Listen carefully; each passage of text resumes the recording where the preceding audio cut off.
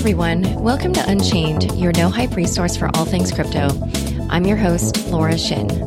If you've been enjoying Unchained, pop into iTunes to give us a top rating or review. That helps other listeners find the show. Start Engine is a regulated ICO platform with a community of 155,000 plus registered users that's focused on issuing tokenized securities. Go to startengine.com/unchained for a 20% discount on setup services to launch your regulated ICO. This is not legal advice. Sun Exchange is a solar power marketplace for the crypto economy. Sun Exchange members all over the world are earning cryptocurrency for helping to deliver solar power generation to businesses and communities in emerging markets. Visit thesunexchange.com to start earning solar-powered money today. My guest today is Tuur Demeester, founder and CEO at Adamant Capital. Welcome, Tuur. Hi, Laura. Your Twitter bio says you're an economist and an investor. What do you do in the space? Yeah, so I've been mainly trying to understand the space. I've been fascinated by it, and I try to understand it from an investor's point of view, and more specifically, value investor. Like, I want to know what the long-term value propositions are in the space. And of course, early on, there was no such a thing as a space. There was just Bitcoin. So that's been my endeavor. I've published several reports over the years, articles, presentations that I've given. And so I'm just trying to help myself, and in doing so, and by sharing that, I'm hopefully also helping other people. And for Adamant Capital, are you managing other people's money, or is it your own? Yeah, I can't say much about it yet. But yeah, I mean, it is a fund, and we're focused on Bitcoin. Like, we want to align ourselves with long-term Bitcoin holders. Can you say how much you have in assets under management? We haven't launched yet, so no. Okay. And how did you get into this space? Because before, I believe your company was Adamant Research, and that was how I came to know you originally. So I guess Adamant Capital must be a new transition for you. Why don't you just describe for me your history in the whole space? Sure. Yeah, it goes back to, probably like 2005, where I started becoming fascinated with economics. I wasn't too excited about the types of economics they were teaching at the university. I was more interested in methodology and the philosophical side of things. So we ended up founding our own research institute. So I translated some books for that, and we'd organize seminars, and I published my own research in an academic journal about the business cycle. So I did research on business cycles, and let's see. And then I just had this tentative ambition to do something in academia. But then the real world financial system started rumbling in the States, 2006-07.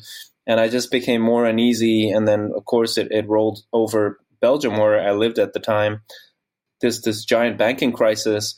And that was, to me, a catalyst to start writing and researching more about real-world events, and also looking at financial independence and how to invest, those kind of things. And I did a free newsletter at the time. I don't think there was Twitter, or it was very small at the time. So I had a free newsletter, and then I came in touch with a publisher, and by 2011, launched my own subscription-based financial newsletter. And in preparation for that, and also to I just really had this thing where I wanted to be resilient, and I felt like I wanted to be able to think outside the box. So I did a pretty long research trip to Latin America, and I learned about Bitcoin in Buenos Aires, actually, in Argentina, where some friends of mine were literally mining Bitcoin in their basement, because that was the only way for them to get it. And even back in 2011, they saw it as an alternative investment. So that was, to me, the perfect context to learn about it, because not only could they obtain it, they could send it to anywhere in the world, despite these very harsh capital controls at the time. And so during this time, you were managing your own research outfit? Is that what your job was? Yeah, so I was author of a newsletter. We had a new newsletter every month. We had a model portfolio that people could follow, and then so I had partnered with a publisher, and he would promote the newsletter, and I would just do all the content. And then, how did you start becoming an expert in the crypto space?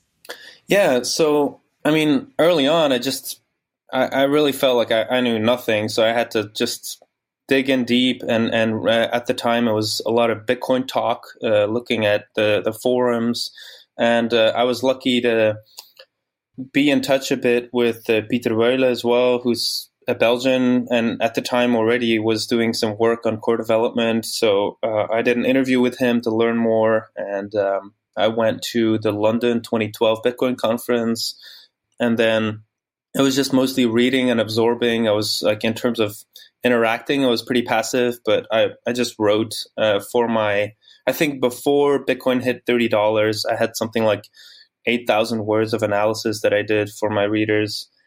So yeah, I was really, it really struck me as something big. And then from 2013 onwards, I started doing a lot of conferences. And then from summer 2013, I had the sense that my readers weren't coming along greatly. Like, they were still thinking that maybe it was a Ponzi scheme, and their age profile was also not like mine. It was more like people in their 50s, maybe older. And I think only about 25% actually came along, and they actually did buy some Bitcoin, which, I mean, obviously is huge, because that means they got in 2012, 2013.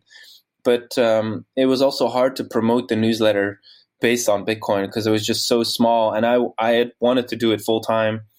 So in summer 2013, I found a successor, and I just became independent. I just started managing my own portfolio, and I've been independent since. Oh, okay. Yeah, because I think that explains why I don't believe your research reports were paid, right? They were free. Yeah, I just wanted to, like, to me, it's all, like, research and all that. It's really a conversation starter, and I've just been looking for, the right people to partner with, and also just even geographically getting settled took quite a while, because I didn't want to keep living in Belgium. So yeah, that's why I just did the free research. So I had noticed that it's been a while since you published any research reports, unless it's that somehow my email stopped receiving them. What were you doing during that time? Oh yeah, so I have been doing work, but the reports and the pieces that I put together, I've been sharing more privately. Like, it's more with potential investors, and kind of like sharing thoughts that way. Although I did do a Medium post pretty recently. I think when Bitcoin was like $8,000 or something, we put out a piece saying that we don't think Bitcoin is going to reach new highs in 2018. But yeah, it's true. Like, I've been mostly focused on getting the business up and running. How do you value crypto assets? That's a great question, because people used to, ask me like, oh, what do you think of this? What do you think of that? And I would just kind of like, have an off the cuff opinion or think about it. But lately, especially the last year, it's been more from an institutional perspective that people ask me, like, how do you value this asset? And it took me a while to understand, but what they really mean is like, do you have a methodology? Do you have some kind of a system that you can apply, or some kind of standards?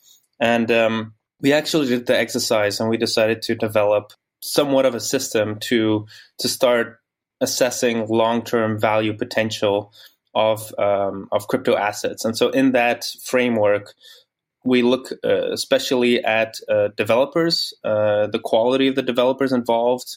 That has the largest weight in the rating. We also have a section for code review, where we actually look at the repository. There's also, economically speaking, it has to make sense.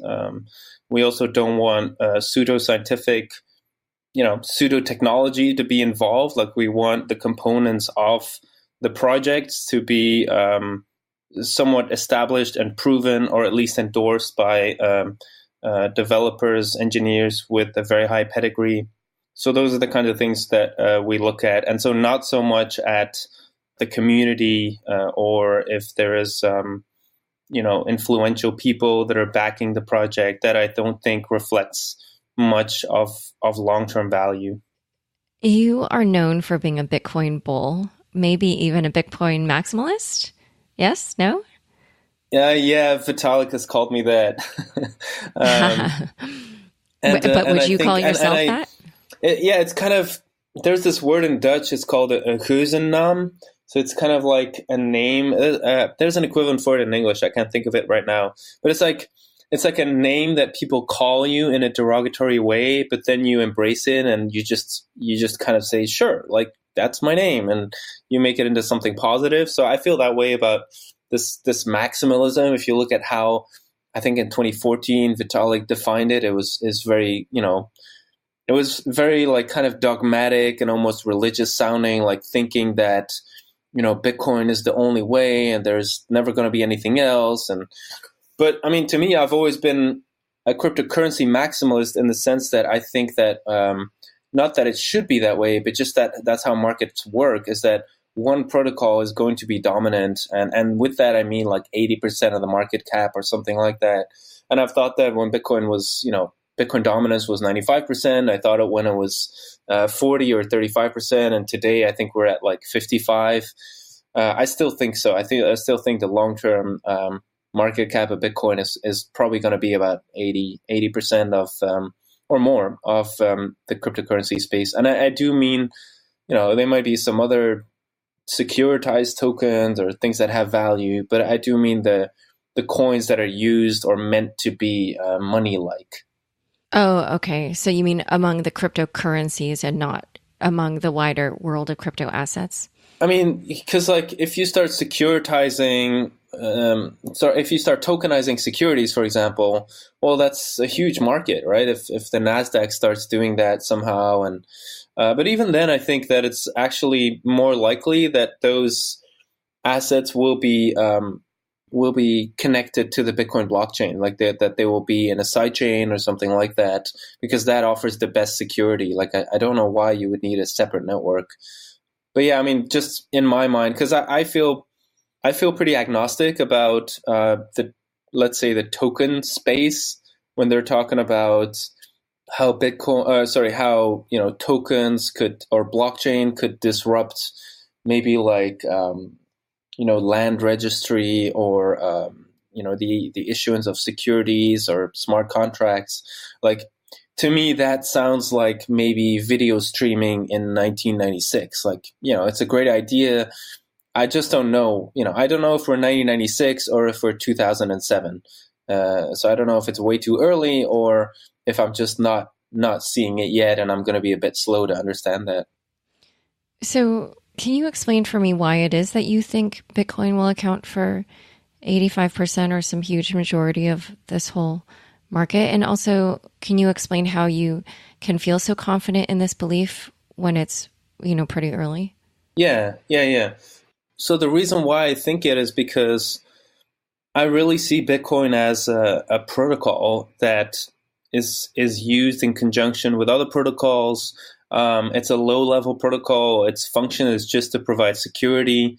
And the idea from the get-go was that it was, that layers were going to be built on it.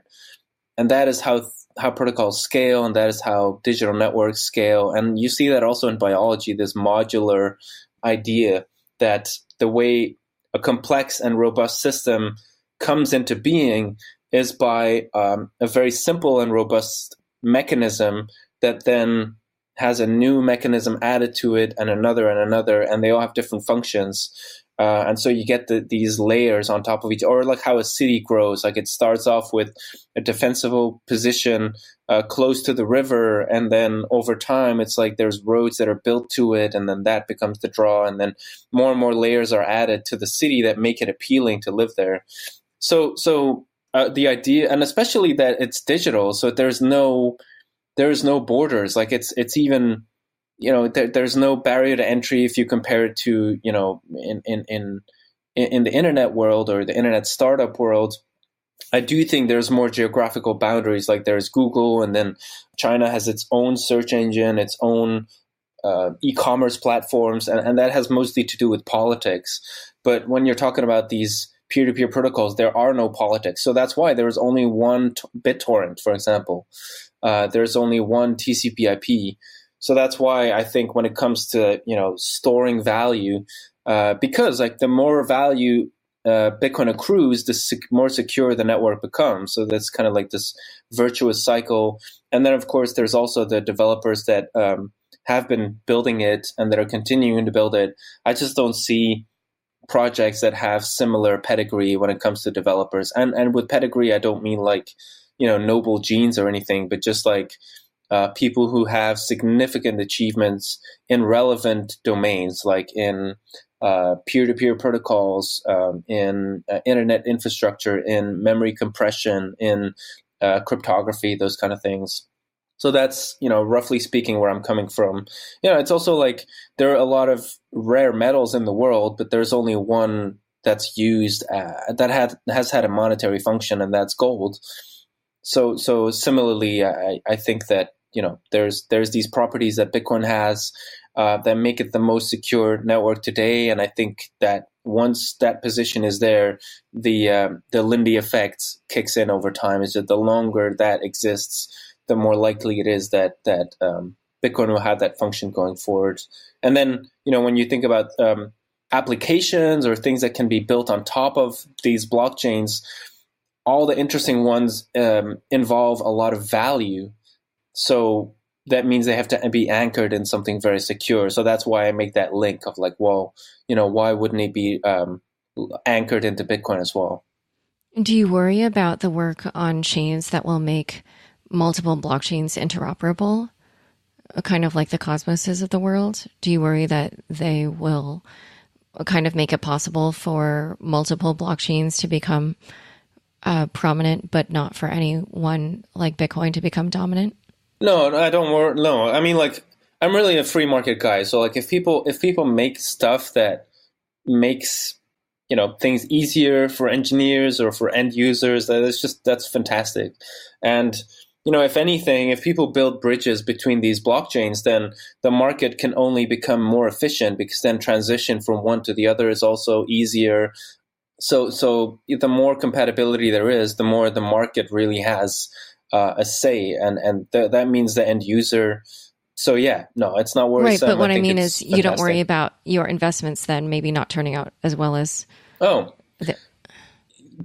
Yeah, I still want to see value, right? And so I like the framework I was talking about earlier. Like when I apply that to, the more prominent projects, I don't see value that's anything close to what Bitcoin offers. And so that I just don't, I see more novelty and more pseudoscientific assertions and things like that.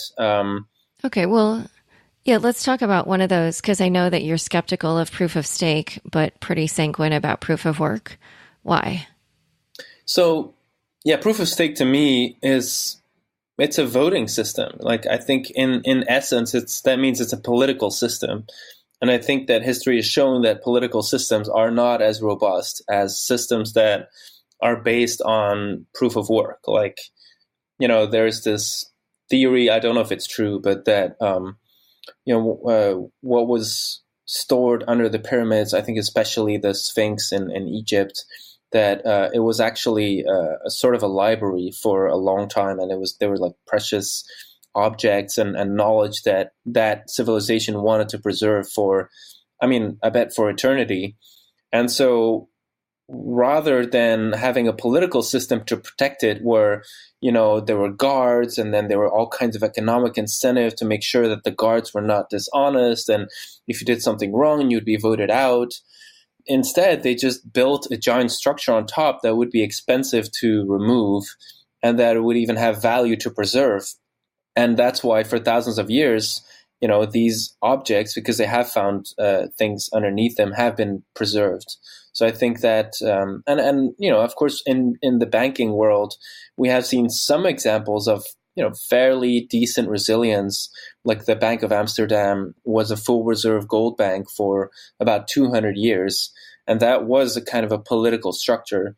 But I think that those examples are way more rare than examples that are aligned with the idea that you need to do work to prove that, or to gain access to a certain, it's kind of meritocratic idea. I think that is more resilient than a vote-based system. And so, and when you then go into the nitty-gritty and you look at the attack vectors, there's always creative solutions possible to say, oh, well, this vulnerability, we're gonna punish them in that way if they do this. But then, Paul Stortz has argued this, and I think he's right, is that, the further you take those additional layers of trying to make proof of stake work, the more what you're actually doing is creating obfuscated proof of work. So it's still proof of work. It's just in the shape of something very bureaucratic rather than just burning electricity. And what do you make of hybrid systems like the Decard system, which has both a proof of work and proof of stake element? I'm skeptical. Like I'm open to it potentially working, but like to me, really, what Bitcoin is a mechanism to convert electricity into financial reliability. And so if you start injecting protocols with some energy and then some voting and then I don't know, I struggle to see how that's more efficient or better somehow, or creates better reliability than what Bitcoin does, especially because eventually the amount of energy that's burnt in Bitcoin is going to be defined by supply and demand. Like it's just going to be transaction fees that pay the miners. So it'll be financial institutions that will end up defining how much energy is used to secure Bitcoin. Do you worry about how much energy is required to power proof of work in terms of the environmental impact? Not really. Why not? Yeah, I don't really worry about it because, and I mean, I'm open to, I don't want to be dogmatic that this is the end all solution. I just think that it's kind of the best we got. That's kind of where I'm at. I'm not like, wow, it's fantastic that we're flaring off so much gas or whatever.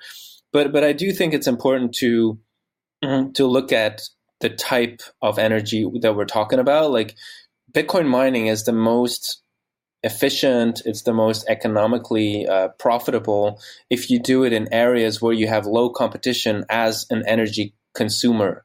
So naturally, that leads you to very remote areas where the energy is kind of locked in and hard to transport out of it. So like think about like Siberia or Iceland or Washington State, all those kind of remote areas. That's where most of the Bitcoin mining happens, or like Mongolia now.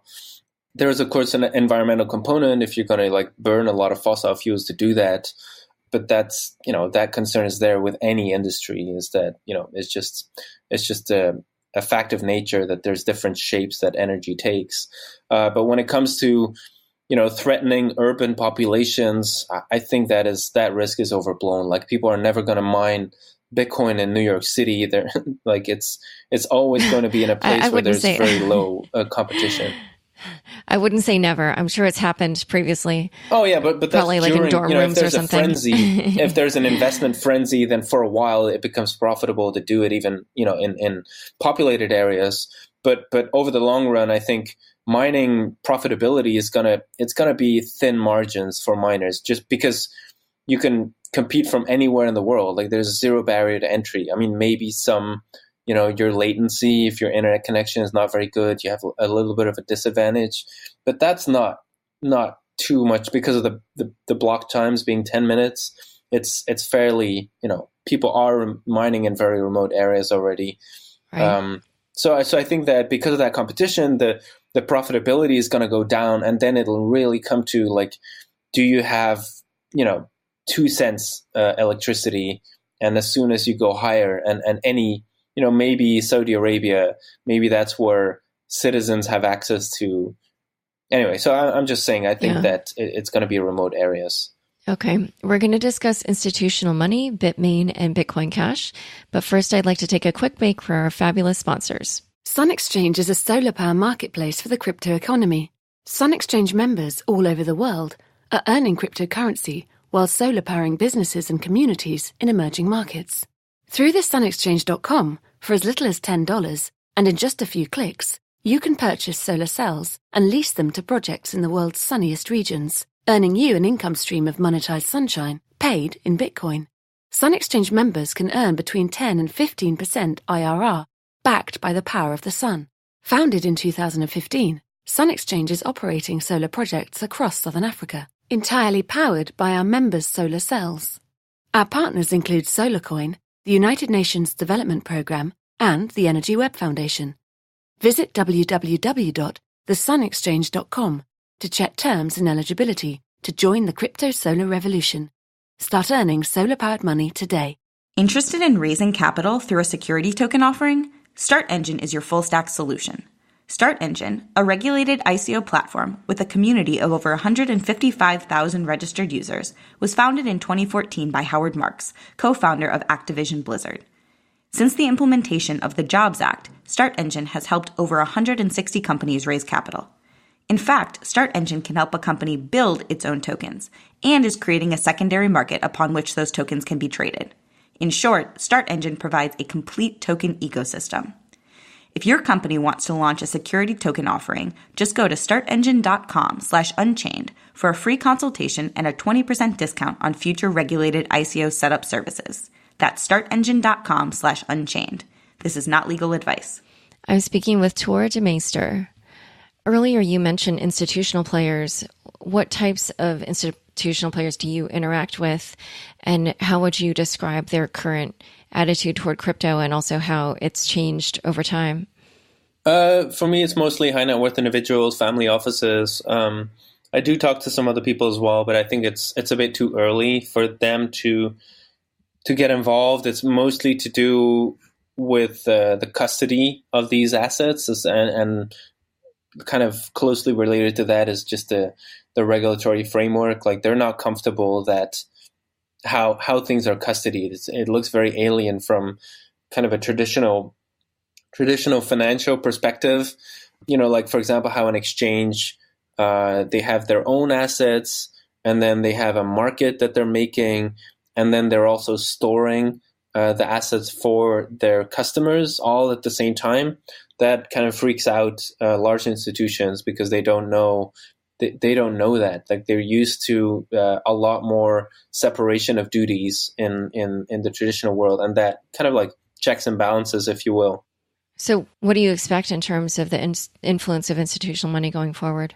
Like, how do you think it'll enter the space?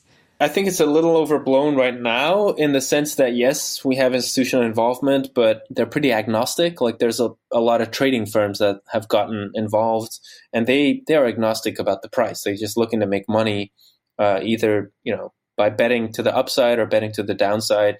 But they do add liquidity, which is valuable over time. But I see just hesitation still from the institutions that are getting involved. But then again, when it comes to infrastructure, that's where really interesting things are happening, where technology providers are really trying to find, how can we add value? Like, we've done cybersecurity for 20 years, 30 years. How can we add value here in this space? Or we've built secure hardware for so long. Like, how can we, come up with and I think we've seen it in Bitcoin mining now, is that more traditional players are coming out with their own chips and are competing with these Bitcoin startups that have kind of proven, mining startups that have proven that there's value. And now it's kind of like similar to how Tesla proved that there's a market for electric vehicles. And now we're seeing, Jaguar and all these other companies come up with their own vehicles. I think it's similar, and that's great for adoption. It's just fantastic that all this experience is now coming on board and building things that regulators could be comfortable with, and that end consumers might be able to understand a little better than what's been out there so far. Last year, a lot of, hubbub was made over the launch of the Bitcoin futures, but ultimately those products did not actually lead to a longer-term bull market. And if anything, obviously, we've been in a bit of a prolonged bear market. So what effect do you think the opening of Bakkt, which is the federally regulated crypto exchange that the Continental Exchange, Microsoft, and Starbucks are going to launch later this year, what effect do you think that will have? I think it's huge. I think it's huge. It's really important.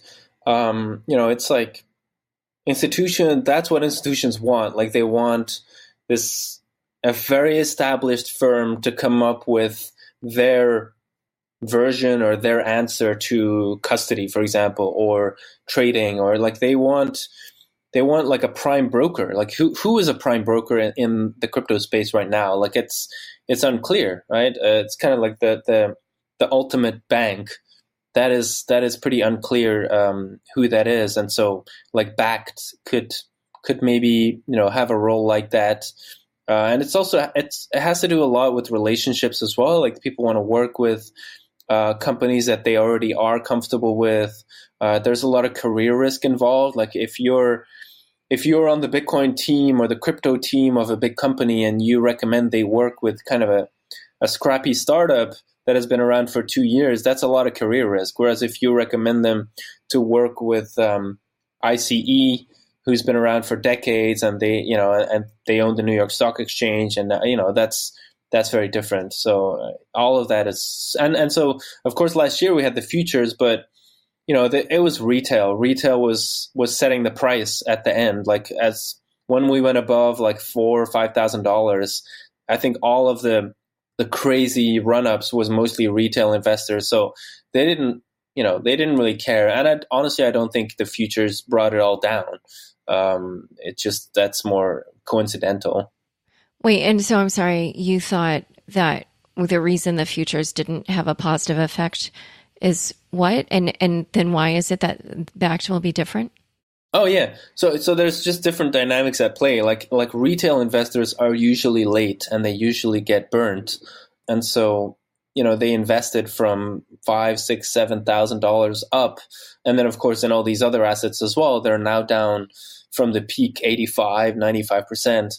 But that doesn't mean that these milestones are not important. To have Bitcoin futures, to have eventually a Bitcoin ETF, to have, for ICE to have their own crypto exchange.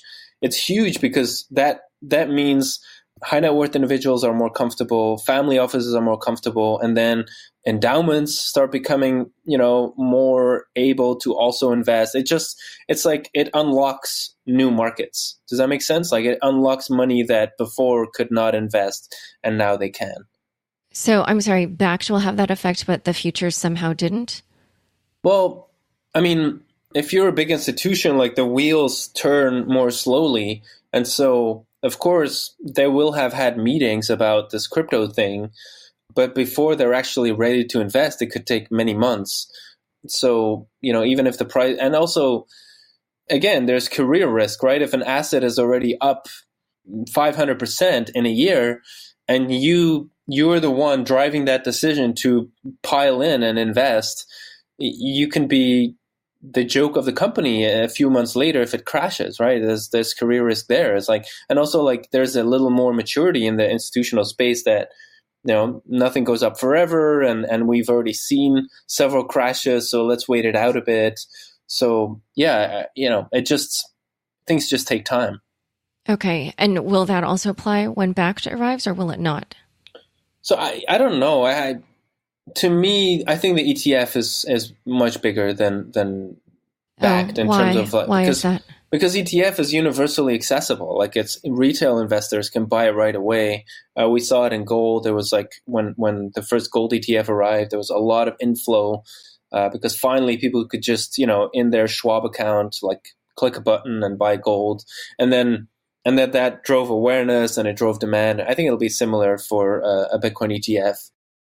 You mentioned mining earlier. How would you characterize the current state of Bitcoin mining and also China's influence on the Bitcoin protocol and Bitcoin mining in particular, I guess?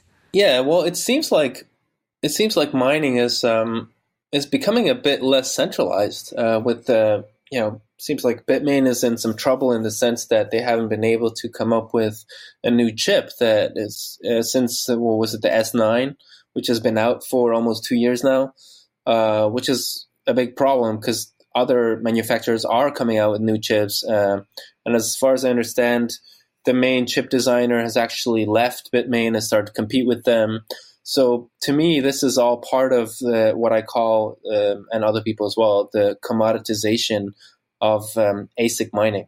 So that these chips become a commodity, just like a chip for a smartphone. It can be used in in any phone. And so you can just build your own wrapper around it or your own software stack, plug that in there. But the chip itself is accessible to a lot of people. And of course, there's going to be some advantage to owning the blueprints of the chip. I've heard that like Apple, they kind of keep the best chips to themselves and put it in their own phones and then maybe sell some others.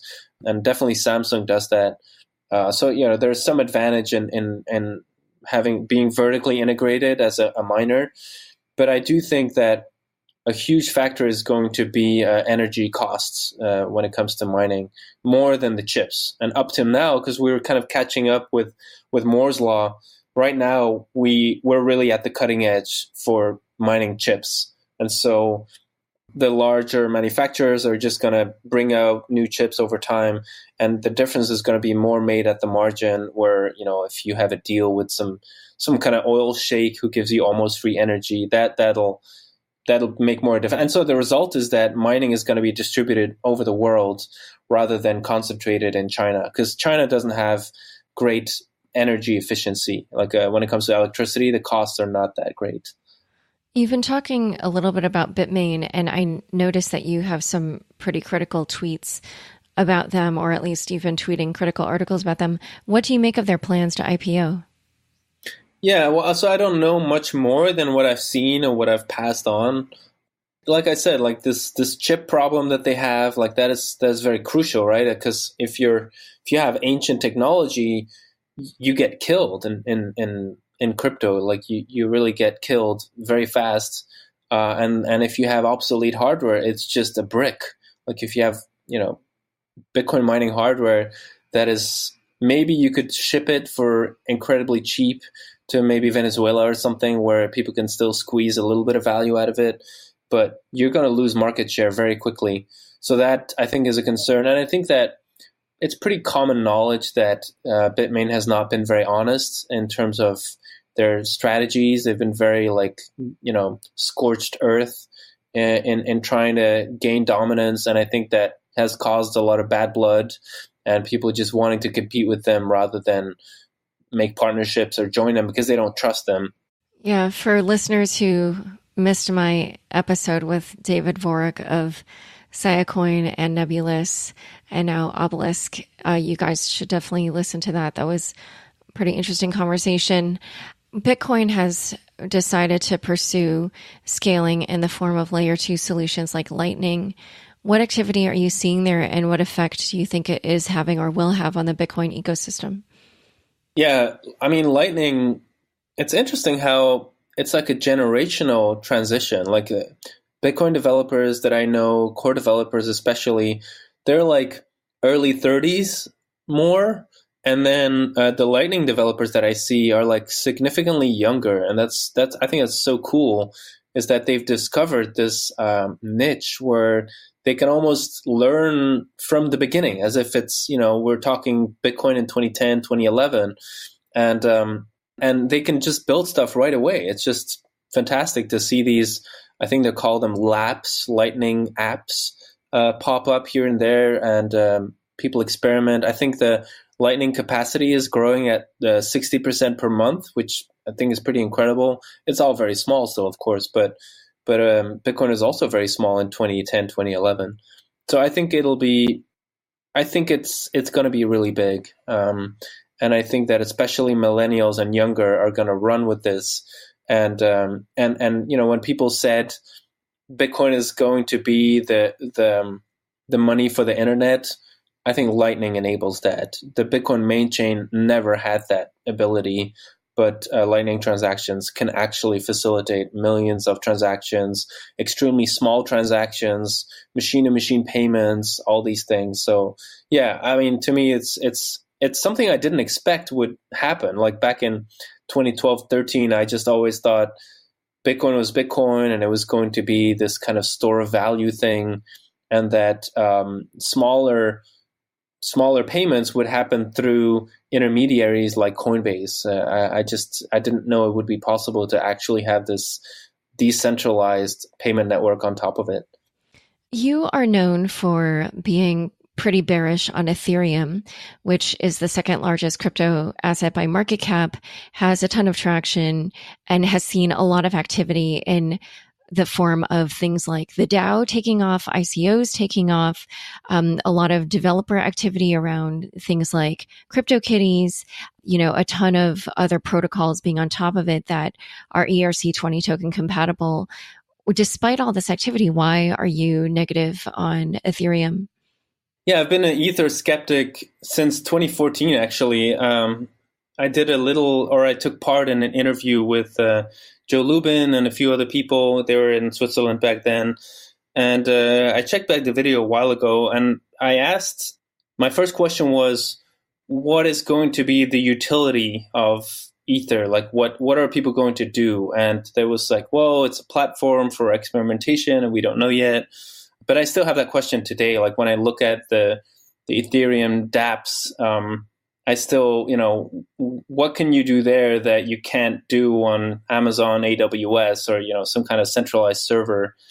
So that was one question. And the other question I asked was, how are you going to scale? And the answer was, we're looking into sharding solutions, which is the idea that you split up the blockchain and you store it you kind of spread the storage over a large number of nodes and then somehow maintain integrity or something like that.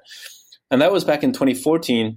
And they're still working on, sharding solutions, which I don't think is going to happen. So my skepticism comes from the place where I'm afraid that they tried to cram too much in one layer, and they should have gone for a lean solution instead.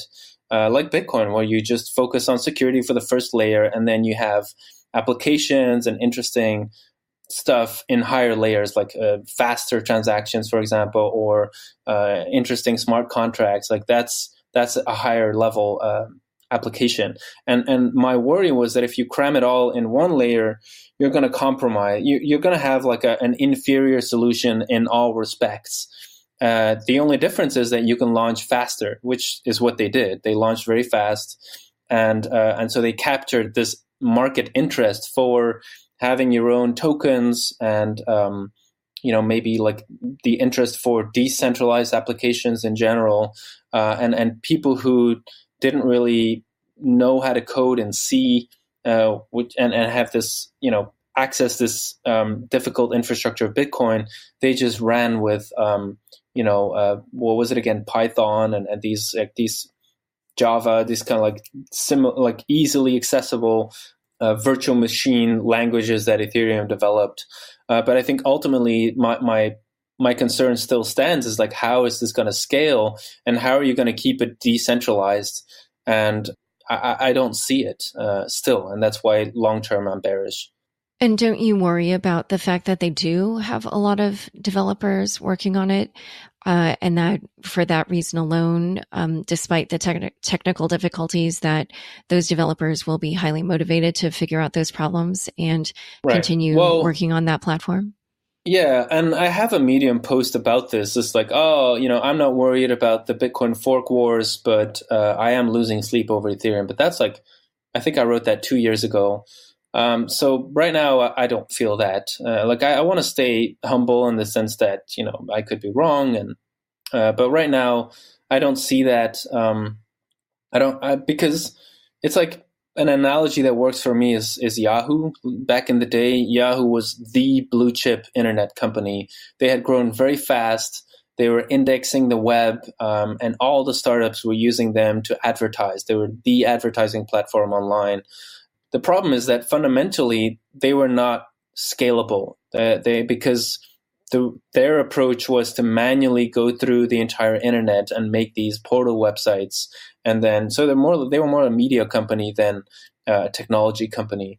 And that's my worry too, is that Ethereum is more leaning towards PR and media, and just when it comes to actual engineering is actually not that strong. Like I've been trying to find rockstar engineers in Ethereum really when it comes to core infrastructure, and I haven't been able to find them, like people who have significant achievements in other areas that they could then apply here.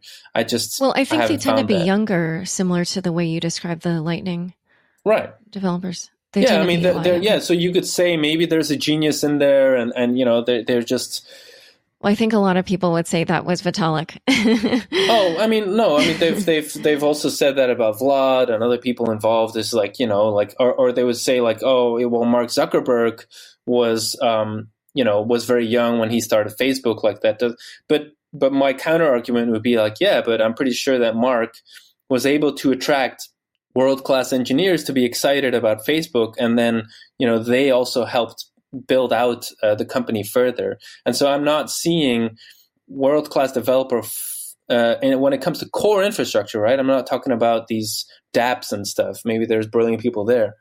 Flock to Ether to solve, because the people that I've come to respect over the years as extremely high pedigree, extremely competent, they've been critical of the architecture itself of Ether. And so it's kind of like, I can't fix that, right? It's like I would have to just, come up with a different protocol. Like I can't fix it, is what they say.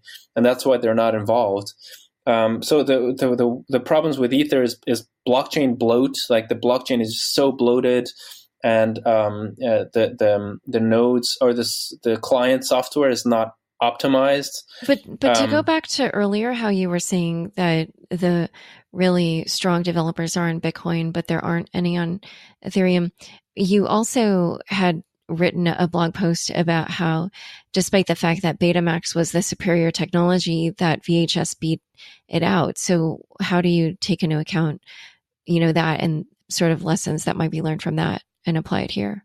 Yeah, well, but I would say so. Yeah, so Betamax, I don't know how young our audience is, but it was basically an alternative to VHS. It was also film on a tape, and you would have a specific player for it, and then you could record and replay videos. And Betamax had a shorter, that was their main flaw, is that it was higher quality, but the length of the video was shorter, so it was too short to actually record an entire film on it. And VHS had the right balance. To me, I would say that those are higher level, those are consumer products. That's not the case when you're talking about cryptocurrency. Like those are core protocols, and that's where engineering just matters so much, because there's just so much weight is going to be leaning on that any kind of vulnerability is going to destabilize everything that's built on top of it. So it's like building a nuclear power plant, or building a rocket that's going to put astronauts on the moon. It's like it's so critical that you don't get it wrong. And so that's when you're talking about consumer products, you can move fast and break things, but I don't think that goes for core protocol. Yes, I would agree with you there. You've been critical of Bitcoin Cash as well. What do you think the prospects are for this coin? Yeah, I mean, to me, it's always like the value. One of the value. Oh, that was also one element that we look at when we value a protocol. Is like, well, is it scalable? Like, is there any credible scaling future? And Bitcoin Cash, the way it started was this hard fork of Bitcoin that was not including a critical bug fix, which is SegWit. Like SegWit mainly is a bug fix that allows for the Lightning Network. And so not having that was kind of handicapping themselves. And there was a theory that Bitmain had a way to kind of cheat by using ASIC boost, like kind of exploiting the bug actually in Bitcoin, and that they were able to like mine 20% more efficiently than the rest of the world. And when SegWit was introduced, they lost that edge. They couldn't do covert ASIC boost anymore. But with Bitcoin Cash, they kept that advantage. But then at the price of not having a protocol that is scalable. Well, wait, just so to establish, it was never proven that they were doing that, right? No, wasn't never proven that they did that. Oh, okay. It's hard because it was covert ASIC boost. Like I think as far as I know, it was proven that it was possible to do ASIC boost in a covert way, as long as SegWit was not implemented. And so the question then was, why would Bitmain be advocating so hard against SegWit if there is zero economic benefit for them to do that? Of course, there's theories that they just didn't like small blocks and they wanted big blocks. That's possible. Like I don't claim to have the ultimate say on whether they did or did not do ASIC boost. But Bitcoin Cash, like, the name is deceiving. It's kind of actually probably caused significant financial losses to newbies who thought they were buying Bitcoin, but they were buying something else. It's not scalable. They don't have credible developers, and it was founded on a hard fork, which now is showing that there is no limit to that. Right now, Bitcoin Cash itself is falling apart. There's different factions who want different block sizes, and so it gets fragmented. It's a big mess. Like I honestly, I don't see the value there long term, unless some kind of big government would maybe decide to back it. But at this point, I feel like they've already ruined what was there by making the blocks so big. Like it's kind of a centralized racket right now. A couple minutes ago, you mentioned good crypto assets, plural. Which other coins do you think are good besides Bitcoin? I think that the other value propositions are unproven, but interesting nonetheless. I like when people iterate on the proof of work mechanism. Like I find Bram Cohen's Chia network interesting because it has a bit of a different attack vector, but it's still based in proof of work. Then I'm intrigued by Mimblewimble, which is going to come out as Grin, I believe. And that's just because of the pedigree of the developers involved. And just remind me, that's a privacy coin? Yeah, like Mimblewimble basically doesn't have this big blockchain. It's a lot more efficient with handling the integrity of the transactions, and it just tries to make sure that, as far as I understand it, that there's no double spending, but then it doesn't bother to store all the transactions going back, and so that actually improves privacy. That's kind of, I probably need to study it again, but that's why I decided to give Grin a follow, and then in the altcoins, I mean, it's only Litecoin, and even that is going to be like a limited role. I think the idea is just, it's been around for a long time, and so it's unlikely to just die off. So I think there's some value there, and then it's very similar to Bitcoin, which means that it can be seen as a hedge by investors over time, just like how silver is similar to gold, and so people kind of have some exposure to both. And to some extent, it can be a test net for Bitcoin as well. Like it implemented SegWit a bit earlier. So I think that there's kind of a symbiosis there. And right now, I think Litecoin is like at 2% the value of Bitcoin. So, maybe that'll go up a little bit, or it'll stay around that. So I think that there's. And do you think none of these smart contract platforms that are all in this race, that none of them have any promise or will take off? Well, so that's where I have a harder time to judge. Like I've been mostly, my investment career, I've been focused on security and store of value. And to me, a smart contract is a higher level function than store of value. Like but it seems to, and so, I want to be humble in the sense that I don't know, like they might be great protocols. But the question I keep asking myself is that if you come up with this great protocol, like, well, couldn't you integrate it in Bitcoin somehow so that you have both? Like you have your fantastic smart contract idea, and at the same time you have the secure backing, which is what Bitcoin already provides.